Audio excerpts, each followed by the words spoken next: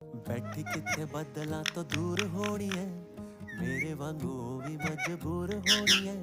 ਸੁਣਦੀ ਤਾਂ ਗੱਲ ਵੀ ਜ਼ਰੂਰ ਹੋਣੀ ਐ, ਸੁਣਦੀ ਤਾਂ ਗੱਲ ਵੀ ਜ਼ਰੂਰ ਹੋਣੀ ਐ। ਪਾਕ ਸੀ ਖੁੱਲਿਆਂ ਫਿਜ਼ਾਵਾਂ ਵਿੱਚ ਜੀ, ਕਾਸ਼ ਕਿਤੇ ਮਿਲ ਜਾਵੇ ਰਾਵਾਂ ਵਿੱਚ ਜੀ। ਰੱਬ ਸੀ ਉਹ ਮੇਰੀਆਂ ਨਿਗਾਹਾਂ ਵਿੱਚ ਜੀ, ਬਣੀ ਕਿਸੇ ਚੰਨ ਦੀ ਹੂਰ ਹੋਣੀ ਐ।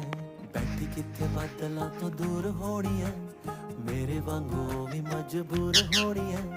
ਸੁਣਦੀ ਤਾਂ ਗੱਲ ਵੀ ਜ਼ਰੂਰ ਹੋਣੀ ਐ, ਸੁਣਦੀ ਤਾਂ ਗੱਲ ਵੀ ਜ਼ਰੂਰ ਹੋਣੀ ਐ। ਪੱਥਰਾਂ ਦੇ ਵਿੱਚ ਜਿਵੇਂ ਫੁੱਲ ਉੱਗਦੇ, ਅੱਜ ਕੱਲ ਸਾਥ ਯਾਰਾਂ ਕਿੱਥੇ ਪੁੱਗਦੇ। ਆਪਾਂ ਵੀ ਤਾਂ ਰਾਹੀ ਇਸ ਕੱਲ ਯੁੱਗ ਦੇ, ਕੱਢਦੀ ਉਹ ਮੇਰਾ ਵੀ ਕਸੂਰ ਹੋਣੀ ਐ। ਦੇਖੀ